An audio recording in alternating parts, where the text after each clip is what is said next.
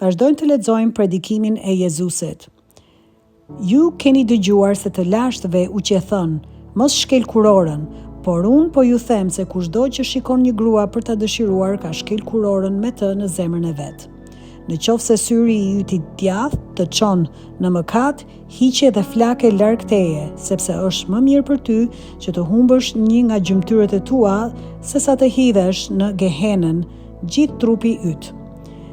Dhe në qoftë se dora jote e djathtë të çon në mëkat, preje dhe hidhe larg teje, sepse është më mirë që të humbësh një nga gjymtyrët e tua sesa të hidhesh në gehena gjithë trupi yt. Që e thënë gjithashtu, kush e lën gruan e tij, le t'i jap letrën e ndarjes.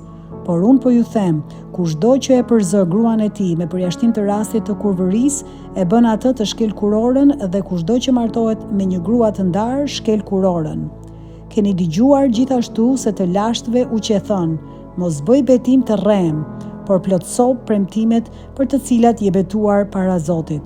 Por unë po ju them, mos u betoni fare, as për qiellin sepse është froni i Perëndis, as për tokën sepse është stol i këmbëve të tij, as për Jeruzalemin sepse është qyteti i mbretit të madh.